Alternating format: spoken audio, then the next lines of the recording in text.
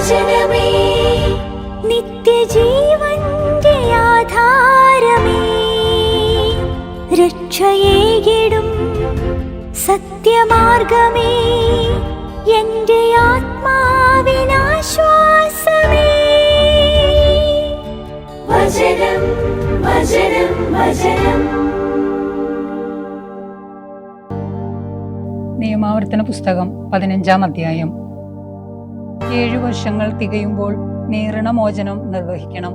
ഋണമോചന നടപടി ഇതാണ്: തന്റെ അയൽക്കാരന് വായ്പ കൊടുത്ത ഓരോ ഉത്തമർണനും കൈവായ്പ ഇളവ് ചെയ്യണം. അവൻ അയൽക്കാരനെയോ സഹോദരനെയോ പിഴിയരുത്. എന്തെന്നാൽ അവൻ കർത്താവിനു വേണ്ടി ഋണമോചനം പ്രഖ്യാപിച്ചിട്ടുള്ളതാണ്. അന്യനിൽ നിന്ന് നീ ഈടാക്കിക്കൊള്ളുക. എന്നാൽ നിന്റേതായി നിന്റെ സഹോദരന്റെ പക്കലുള്ളത് നീ കൈവെടിയണം. നിന്റെ ഇടയിൽ ദരിദ്രൻ ഉണ്ടാകാനേ പാടില്ല. കാരണം അവകാശമായി കൈവശപ്പെടുത്താൻ നിന്റെ ദൈവമായ കർത്താവ് നിനക്ക് തരുന്ന ദേശത്ത് കർത്താവ് നിന്നെ കാര്യമായി അനുഗ്രഹിക്കും. പക്ഷേ ഞാൻ ഇന്ന് നിന്നെ അനുശാസിക്കുന്ന ഈ ഓരോ കൽപ്പനയും ശ്രദ്ധാപൂർവം നിവർത്തിക്കാൻ നീ നിന്റെ ദൈവമായ കർത്താവിന്റെ സ്വരം പൂർണ്ണമായി അനുസരിക്കണമെന്നു മാത്രം. തീർച്ചയായും നിന്റെ ദൈവമായ കർത്താവ് നിന്നോട് വാഗ്ദാനം ചെയ്തതനുസരിച്ച് നിന്നെ അനുഗ്രഹിക്കും. നിങ്ങൾ അനേകം ജനതകളെ കടക്കാരാക്കും. നീയാകട്ടെ കടക്കാരനാകുകയില്ല. നീ അനേകം ജനതകളെ ഭരിക്കും. നിന്നെയാകട്ടെ അവർ ഭരിക്കുകയില്ല. നിന്റെ ദൈവമായ കർത്താവ് നിനക്ക് നൽകുന്ന ദേശത്ത് നിന്റെ പടികളിൽ ഒന്നിൽ നിന്നോടൊപ്പം നിന്റെ സഹോദരന്മാരിൽ ഒരുവൻ ദരിദ്രനായുണ്ടെങ്കിൽ ആ ദരിദ്ര സഹോദരനിൽ നിന്ന് നിന്റെ കരം അടച്ചു കളയത്തക്ക വിധം നിന്റെ ഹൃദയം കഠിനമാക്കരുത്. മറിച്ച് നീ നിന്റെ കരം അവനു വേണ്ടി നന്നായി തുറന്ന് അവന് കുറവ് വന്നിട്ടുള്ള അവശ്യവസ്തു ഉദാരമായി വായ്പ കൊടുക്കണം. ഋണമോചനത്തിന്റെ വർഷമായ 7-ാം വർഷം അടുത്തിരിക്കുന്നു എന്ന് നിന്റെ ദുഷ്ടഹൃദയത്തിൽ പറഞ്ഞുകൊണ്ട് ദരിദ്രനായ നിന്റെ സഹോദരനെതിരെ ദുഷ്ടലാക്കോടെ അവന് നീ കൊടുക്കാതിരിക്കുകയും അവൻ നിനക്കെതിരെ കർത്താവിനോട് നിലവിളിക്കുകയും അങ്ങനെ അത് നിന്നിൽ പാപമായി തീരുകയും ചെയ്യുന്ന സാഹചര്യം ഉണ്ടാകാതിരിക്കാൻ നീ സൂക്ഷിച്ചുകൊള്ളുക. നീ അവന് ഉദാരമായി കൊടുക്കണം. ഇക്കാര്യത്തെ പ്രതി നിന്റെ ദൈവമായ കർത്താവ് നിന്റെ ഓരോ പ്രവൃത്തിയിലും നിന്റെ കരത്തിന്റെ ഓരോ യത്നത്തിലും നിന്നെ അനുഗ്രഹിക്കുമെന്നതുകൊണ്ട് അവന് കൊടുക്കുമ്പോൾ നിന്റെ ഹൃദയം ഖേദിക്കരുത്.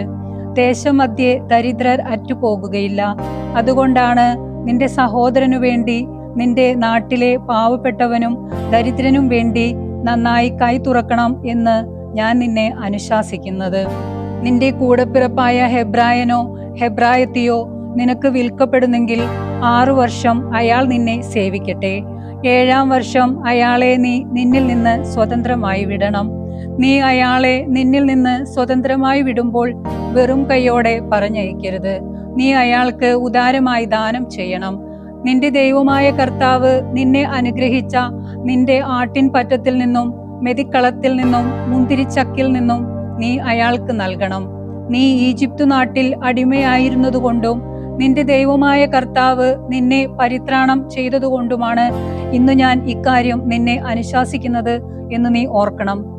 എന്നാൽ നിന്നോടുകൂടെ ആയിരിക്കുന്നത് അവന് നല്ലതായതുകൊണ്ട് അവൻ നിന്നെയും നിന്റെ കുടുംബത്തെയും സ്നേഹിക്കുന്നതിനാൽ ഞാൻ നിന്നിൽ നിന്ന് വിട്ടുപോകുന്നില്ല എന്ന് പറയുന്നു എന്നിരിക്കട്ടെ. അപ്പോൾ നീ ഒരു തോൽ സൂചിയെടുത്ത് അവന്റെ കാതിലും കട്ടിളയിലും കടത്തണം. അങ്ങനെ അവൻ എന്നേക്കും നിനക്ക് ദാസനായിരിക്കും. നിന്റെ ദാസിയോടും നീ അപ്രകാരം ചെയ്യണം. അയാളെ നീ നിന്നിൽ നിന്ന് സ്വതന്ത്രമായി വിടുമ്പോൾ നിന്റെ ദൃഷ്ടികളിൽ അത് കഠിനമാകേണ്ടതില്ല. 6 വർഷം അയാൾ നിന്നെ സേവിച്ചത് വേതനത്തിന്റെ 2 മടങ്ങ് വേതനമായി ഭവിച്ചല്ലോ. നിന്റെ ദൈവമായ കർത്താവ് നീ ചെയ്യുന്ന എല്ലാറ്റിലും നിന്നെ അനുഗ്രഹിക്കുകയും ചെയ്യും. നിന്റെ ആടുമാടുകളിൽ ആണായി പിറക്കുന്ന കടിഞ്ഞൂലിനെയെല്ലാം നീ നിന്റെ ദൈവമായ കർത്താവിനായി മാറ്റി നിർത്തണം. നിന്റെ മാടിന്റെ കടിഞ്ഞൂലിനെ കൊണ്ട് പണിയെടുപ്പിക്കരുത്. ആടിന്റെ കടിഞ്ഞൂലിനെ രോമം കത്രിക്കയുമരുത്. കർത്താവ് തിരഞ്ഞെടുക്കുന്ന സ്ഥലത്ത് നിന്റെ ദൈവമായ കർത്താവിന്റെ സന്നിധിയിൽ വർഷം തോറും നീയും നിന്റെ കുടുംബവും അതിനെ ഭക്ഷിക്കണം. അത് വൈകല്യമായ മുടന്തോ അന്ധതയോ എന്തെങ്കിലും സാരമായ വൈകല്യമോ ഉള്ളതാണെങ്കിൽ അതിനെ നിന്റെ ദൈവമായ കർത്താവിന് ബലി അർപ്പിക്കരുത്. അതിനെ നിനക്ക് മലിനനും ശുദ്ധിയുള്ളവനും ഒന്നിച്ച് നിന്റെ കവാടങ്ങൾക്കുള്ളിൽ വച്ചു തന്നെ കലമാനിനെയോ പുള്ളിമാനിനെ പോലെയോ ഭക്ഷിക്കാം. പക്ഷേ അതിന്റെ രക്തം നീ ഭക്ഷിക്കരുത്. അത് നീ വെള്ളം പോലെ നിലത്ത് ഒഴിച്ചു കളയണം. നിയമാവർത്തന പുസ്തകം 16-ാം അധ്യായം. നീ അബീബു മാസം ആചരിച്ച് നിന്റെ ദൈവമായ കർത്താവിന് പെസഹ അനുഷ്ഠിക്കണം. എന്തെന്നാൽ അബീബു മാസത്തിലെ ഒരു രാത്രിയാണ് നിന്റെ ദൈവമായ കർത്താവ് നിന്നെ ഈജിപ്തിൽ നിന്ന് പുറത്തു കൊണ്ടുവന്നത്. തന്റെ നാമം അധിവസിക്കാനായി കർത്താവ് തിരഞ്ഞെടുക്കുന്ന സ്ഥലത്ത് നിന്റെ ദൈവമായ കർത്താവിന് പെസഹായായി ആടുമാടുകളെ അറക്കണം. പുളിപ്പുള്ളത് നീ അതോട് ചേർത്ത് ഭക്ഷിക്കരുത്. ഈജിപ്തു നാട്ടിൽ നിന്ന് നീ പുറപ്പെട്ടത് തിടുക്കത്തിലായിരുന്നതുകൊണ്ട് യാതനയുടെ അപ്പമായ പുളിപ്പില്ലാത്ത അപ്പം 7 ദിവസം നീ ഭക്ഷിക്കണം. ഈജിപ്തു നാട്ടിൽ നിന്നുള്ള നിന്റെ പുറപ്പാടു ദിനം നിന്റെ ആയുഷ്കാലം മുഴുവൻ നീ ഓർമ്മിക്കുന്നതിനു വേണ്ടിയാണിത്. 7 ദിവസത്തേക്ക് നിന്റെ അതിർത്തിയിലെങ്ങും പുളിമാവ് കാണപ്പെടരുത്. പ്രഥമ ദിവസം സായാഹ്നത്തിൽ നീ അറക്കുന്ന മാംസത്തിൽ അല്പം പോലും പ്രഭാതത്തിലേക്ക് വച്ചേക്കരുത്. നിന്റെ ദൈവമായ കർത്താവ് നിനക്ക് തരുന്ന കവാടങ്ങളിലേതെങ്കിലും ഒന്നിൽ പെസഹാമൃഗത്തെ അറക്കാൻ നിനക്കാവില്ല. മറിച്ച് തന്റെ നാമം അധിവസിക്കാനായി നിന്റെ ദൈവമായ കർത്താവ് തെരഞ്ഞെടുക്കുന്ന സ്ഥലത്തു വെച്ച് വൈകിട്ട് നീ പെസഹാമൃഗത്തെ അറക്കണം. സൂര്യൻ അസ്തമിച്ചപ്പോഴായിരുന്നു ഈജിപ്തിൽ നിന്നുള്ള നിന്റെ പുറപ്പാടിന്റെ നിർദ്ദിഷ്ട സമയം. നിന്റെ ദൈവമായ കർത്താവ് തെരഞ്ഞെടുക്കുന്ന സ്ഥലത്തു വെച്ച് നീ അത് വേവിച്ച് ഭക്ഷിച്ചിട്ട് രാവിലെ നിന്റെ കൂടാരത്തിലേക്ക് മടക്കയാത്രയാകണം. 6 ദിവസം നീ പുളിപ്പില്ലാത്ത അപ്പം ഭക്ഷിക്കണം. 7-ാം ദിവസം നിന്റെ ദൈവമായ കർത്താവിനുള്ള സാഘോഷ യോഗമാണ്. നീ ജോലിയൊന്നും ചെയ്യരുത്. 7 ആഴ്ചകൾ നിനക്കായി കണക്ക് കൂട്ടണം. കതിരിൽ അരിവാൾ വച്ചു തുടങ്ങുന്നത് തൊട്ടാണ് 7 ആഴ്ചകൾ നീ എണ്ണാൻ തുടങ്ങേണ്ടത്. നിന്റെ ദൈവമായ കർത്താവ് നിന്നെ അനുഗ്രഹിച്ചതനുസരിച്ച് നീ നൽകുന്ന സ്വാഭീഷ്ട കൈക്കാണിക്കയുടെ അളവുകൊണ്ട് അവിടുത്തേക്ക് ആഴ്ചകളുടെ തിരുനാൾ ആഘോഷിക്കണം. തന്റെ നാമം അധിവസിക്കുന്നതിനു വേണ്ടി നിന്റെ ദൈവമായ കർത്താവ് തിരഞ്ഞെടുക്കുന്ന സ്ഥലത്തു വെച്ച് നീയും നിന്റെ പുത്രീപുത്രന്മാരും ദാസീദാസന്മാരും നിന്റെ കവാടങ്ങൾക്കുള്ളിലുള്ള ലേവായനും നിങ്ങളുടെ മധ്യേയുള്ള പ്രവാസിയും അനാഥനും വിധവയും നിന്റെ ദൈവമായ കർത്താവിന്റെ സന്നിധിയിൽ സന്തോഷിക്കണം. ഈജിപ്തിൽ നീ അടിമയായിരുന്നെന്ന് ഓർമ്മിക്കണം. ഈ ചട്ടങ്ങൾ നീ ജാഗ്രതയോടെ അനുവർത്തിക്കണം. നിന്റെ മെതിക്കളത്തിൽ നിന്നും ചക്കിൽ നിന്നുമുള്ളവ ശേഖരിക്കുമ്പോൾ 7 ദിവസത്തേക്ക് നീ കൂടാരങ്ങളുടെ തിരുനാൾ കൊണ്ടാടണം. നീയും നിന്റെ പുത്രീപുത്രന്മാരും ദാസീദാസന്മാരും നിന്റെ കവാടങ്ങൾക്കുള്ളിലുള്ള ലേവായനും പ്രവാസിയും അനാഥനും വിധവയും ഈ തിരുനാളിൽ സന്തോഷിക്കണം. കർത്താവ് തിരഞ്ഞെടുക്കുന്ന സ്ഥലത്ത് നിന്റെ ദൈവമായ കർത്താവിന് 7 ദിവസം നീ തിരുനാൾ ആഘോഷിക്കണം. എന്തെന്നാൽ നിന്റെ എല്ലാ വിഭവത്തിലും എല്ലാ കരവേലയിലും നിന്റെ ദൈവമായ കർത്താവ് നിന്നെ അനുഗ്രഹിക്കുന്നുണ്ടല്ലോ. മാത്രമല്ല നീ സന്തുഷ്ടനുമാണ്. നിന്റെ പുരുഷഗണം മുഴുവൻ ആണ്ടിൽ 3 തവണ പുളിപ്പില്ലാത്ത അപ്പത്തിന്റെ തിരുനാളിലും ആഴ്ചകളുടെ തിരുനാളിലും കൂടാരങ്ങളുടെ തിരുനാളിലും നിന്റെ ദൈവമായ കർത്താവ് തിരഞ്ഞെടുക്കുന്ന സ്ഥലത്ത് അവിടുത്തെ മുഖം ദർശിക്കണം. എന്നാൽ കർത്താവിന്റെ മുഖം നീ ദർശിക്കുന്നത് വെറും കൈയോടെ ആയിരിക്കരുത്. ഓരോരുത്തനും അവനവന്റെ കയ്യിലുള്ള ദാനത്തിനൊത്ത വിധം നിന്റെ ദൈവമായ കർത്താവ് നിനക്ക് നൽകിയിരിക്കുന്ന അവിടുത്തെ അനുഗ്രഹത്തിനൊത്ത വിധം ആയിരിക്കണം. നിന്റെ ദൈവമായ കർത്താവ് നിനക്ക് നൽകുന്ന നിന്റെ കവാടങ്ങളിലെല്ലാം നിന്റെ ഗോത്രങ്ങൾക്ക് ന്യായാധിപന്മാരെയും ഉദ്യോഗസ്ഥരെയും നീ നിയമിക്കണം. അവർ ജനത്തെ നീതി ന്യായം വിധിക്കട്ടെ. നീ ന്യായവിധി വലിച്ചു നീട്ടരുത്, മുഖം നോക്കരുത്. കൈക്കൂലി ജ്ഞാനികളുടെ കണ്ണുകൾ അന്ധമാക്കുകയും നീതിമാന്മാരുടെ വചനങ്ങൾ വളച്ചൊടിക്കുകയും ചെയ്യുമെന്നതിനാൽ നീ കൈക്കൂലി വാങ്ങരുത്. നീ ജീവിച്ചിരിക്കേണ്ടതിനും നിന്റെ ദൈവമായ കർത്താവ് നിനക്ക് തരുന്ന രാജ്യം കൈവശമാക്കേണ്ടതിനും തികഞ്ഞ നീതി പിന്തുടരണം. നിനക്കായി നീ ഉണ്ടാക്കുന്ന നിന്റെ ദൈവമായ കർത്താവിന്റെ ബലിപീഠത്തിനരികെ നിനക്ക് അശേരയായി ഒരു തടിയും നാട്ടരുത്. നിന്റെ ദൈവമായ കർത്താവ് വെറുക്കുന്ന സ്തംഭം ഉയർത്തുകയുമരുത്. 129-ാം സങ്കീർത്തനം. എന്റെ യൗവനം മുതൽ എന്നെ അവർ വല്ലാതെ എതിർത്തു. ഇസ്രായേൽ പറയട്ടെ, എന്റെ യൗവനം മുതൽ എന്നെ അവർ വല്ലാതെ എതിർത്തു, എന്നിട്ടും അവർ എന്നോട് വിജയിച്ചില്ല.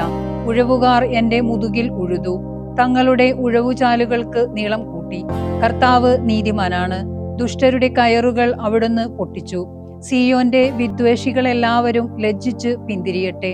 അവർ പുരപ്പുറങ്ങളിലെ പുല്ല് പോലെയാകട്ടെ. പിഴുതുമാറ്റുന്നതിനു മുമ്പേ അത് ഉണങ്ങിപ്പോകുന്നു. കൊയ്യുന്നവന്റെ ഉള്ളം കൈയും കറ്റകെട്ടുന്നവന്റെ മടിയും അത് നിറയ്ക്കുന്നില്ല. കർത്താവിന്റെ നാമത്തിൽ ഞങ്ങൾ നിങ്ങളെ അനുഗ്രഹിച്ചിരിക്കുന്നു. കർത്താവിന്റെ അനുഗ്രഹം നിങ്ങൾക്കുണ്ടാകട്ടെ എന്ന് വഴിപോക്കർ പറയുന്നില്ല. 130 സങ്കീർത്തനം. കർത്താവെ, ആഴങ്ങളിൽ നിന്ന് ഞാൻ അങ്ങയെ വിളിച്ചപേക്ഷിക്കുന്നു. നാഥ, എന്റെ സ്വരം കേൾക്കണമേ. എന്റെ യാചനാസ്വരത്തോട് അങ്ങേ കാതുകൾ കരുതലുള്ളവയായിരിക്കട്ടെ. കർത്തനെ, അങ്ങ് കുറ്റങ്ങൾ നോക്കിയിരുന്നാൽ ആരാണ് നാഥ നിലനിൽക്കുന്നത്? അങ്ങ് മാനിക്കപ്പെടേണ്ടതിനാണല്ലോ അങ്ങയോടൊപ്പം പാപപൊറുതി. ഞാൻ കാത്തിരുന്നു, എന്റെ ആത്മാവ് കർത്താവിനെ കാത്തിരുന്നു. അവിടുത്തെ വചനത്തിനായി ഞാൻ പ്രത്യാശിച്ചു. പ്രഭാതത്തിന്റെ കാവൽക്കാർ പ്രഭാതത്തിനു വേണ്ടി എന്നതിനേക്കാൾ എന്റെ ആത്മാവ് നാഥനു വേണ്ടി കാത്തിരിക്കുന്നു. ഇസ്രായേലെ, കർത്താവിന്റെ പക്കൽ പ്രത്യാശയർപ്പിക്കുക. എന്തെന്നാൽ കാരുണ്യം കർത്താവിനോട് കൂടെയാണ്. അവിടുത്തെ പക്കലുള്ള വീണ്ടെടുപ്പ് മഹത്താണ്. അവിടുന്നാണ് ഇസ്രായേലിനെ അവന്റെ കുറ്റങ്ങളിൽ നിന്നെല്ലാം വീണ്ടെടുക്കുന്നത്. 131 സങ്കീർത്തനം. കർത്താവെ, എന്റെ ഹൃദയം അഹങ്കരിക്കുന്നില്ല, എന്റെ നയനങ്ങൾ നിഗളിക്കുന്നില്ല. വൻ കാര്യങ്ങളിലും എനിക്ക് വിസ്മയാവഹമായവയിലും ഞാൻ വ്യാപൃതനാകുന്നില്ല. മാതാവിൻ ചാരെ മുലകുടി മാറിയ ശിശുവിനെ പോലെ തീർച്ചയായും ഞാൻ എൻ്റെ ആത്മാവിനെ സ്വസ്ഥമാക്കുകയും ശാന്തമാക്കുകയും ചെയ്തു. മുലകുടി മാറിയ ശിശുവിനെ പോലെയാണ് എൻ്റെ ചാരെ എൻ്റെ ആത്മാവ്. ഇസ്രായേലെ, ഇപ്പോൾ മുതൽ എന്നേക്കും കർത്താവിങ്കൽ പ്രത്യാശ വയ്ക്കുക. വിശുദ്ധ ലൂക്ക എഴുതിയ സുവിശേഷം 7-ാം അധ്യായം 1 മുതൽ 17 വരെയുള്ള തിരുവചനങ്ങൾ. യേശു ജനം കേൾക്കെയുള്ള തന്റെ വാക്കുകളെല്ലാം പൂർത്തിയാക്കിയപ്പോൾ കഫർനാമിലേക്ക് പ്രവേശിച്ചു. ഒരു ശതാധിപന്റെ ഭൃത്യൻ രോഗം ബാധിച്ച് ആസന്ന മരണനായി കിടന്നിരുന്നു. അവൻ യജമാനന് പ്രിയങ്കരനായിരുന്നു. ശതാധിപൻ യേശുവിനെ പറ്റി കേട്ട് തന്റെ ഭൃത്യനെ വന്നു സുഖപ്പെടുത്തണമെന്ന് അപേക്ഷിക്കാൻ യഹൂദ ശ്രേഷ്ഠന്മാരെ അവന്റെ അടുത്തേക്ക് അയച്ചു. അവർ യേശുവിന്റെ അടുത്ത് വന്ന് താല്പര്യപൂർവ്വം യാചിച്ചു. നീ ഇത് ചെയ്തു കൊടുക്കാൻ അവൻ അർഹനാണ്. എന്തെന്നാൽ അവൻ നമ്മുടെ ജനത്തെ സ്നേഹിക്കുന്നു. നമുക്കൊരു സിനഗോഗ് പണിയിച്ചു തരികയും ചെയ്തിട്ടുണ്ട്. യേശു അവരോടൊപ്പം പുറപ്പെട്ടു. ഭവനത്തിൽ നിന്ന് അവൻ അധികം അകലെ അല്ലാതിരുന്നപ്പോൾ ആ ശതാധിപൻ തന്റെ സ്നേഹിതരെ അയച്ച് അവനോട് പറഞ്ഞു, കർത്താവെ, അങ്ങ് ബുദ്ധിമുട്ടേണ്ട. അങ്ങെന്റെ വീട്ടിൽ പ്രവേശിക്കാൻ ഞാൻ യോഗ്യനല്ല.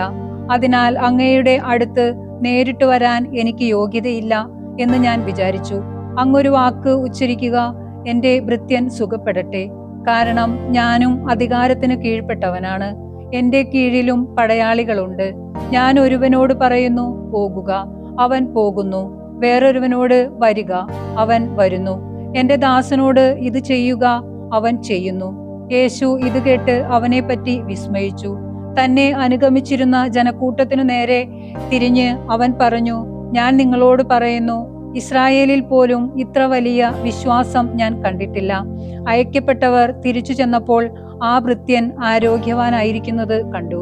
അതിനുശേഷം അവൻ നായിൻ എന്ന പട്ടണത്തിലേക്ക് പോയി. ശിഷ്യന്മാരും വലിയ ഒരു ജനക്കൂട്ടവും അവനെ അനുയാത്ര ചെയ്തു.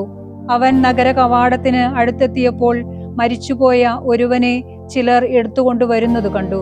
അവൻ അമ്മയുടെ ഏകപുത്രനായിരുന്നു. അവൾ വിധവയും. പട്ടണത്തിൽ നിന്ന് വലിയ ഒരു ജനക്കൂട്ടവും അവളോടൊപ്പം ഉണ്ടായിരുന്നു. അവളെ കണ്ട് അനുകമ്പ തോന്നി കർത്താവ് അവളോട് പറഞ്ഞു, കരയേണ്ട. അവൻ മുന്നോട്ട് വന്ന് ശവമഞ്ചത്തിന്മേൽ തൊട്ടു. അത് വഹിച്ചിരുന്നവർ നിന്നു. അവൻ പറഞ്ഞു, യുവാവേ, ഞാൻ നിന്നോട് പറയുന്നു, എഴുന്നേൽക്കുക. മരിച്ചവൻ ഉടനെ എഴുന്നേറ്റിരിക്കുകയും സംസാരിക്കാൻ തുടങ്ങുകയും ചെയ്തു. യേശു അവനെ അമ്മയ്ക്ക് ഏൽപ്പിച്ചു കൊടുത്തു. ഭയം എല്ലാവരെയും ഗ്രസിച്ചു. അവർ ദൈവത്തെ മഹത്വപ്പെടുത്തിക്കൊണ്ട് പറഞ്ഞു, ഒരു വലിയ പ്രവാചകൻ നമ്മുടെ ഇടയിൽ ഉയർന്നിരിക്കുന്നു. ദൈവം തന്റെ ജനത്തെ സന്ദർശിച്ചിരിക്കുന്നു. അവനെ പറ്റിയുള്ള ഈ വാർത്ത യൂദയ മുഴുവനിലും സമീപ പ്രദേശങ്ങളിലും പരന്നു. ദൈവവചനമേ, നിത്യജീവന്റെ ആധാരമേ, രക്ഷയേകിടും സത്യമാർഗമേ, എന്റെ ആത്മാവിനാശ്വാസം.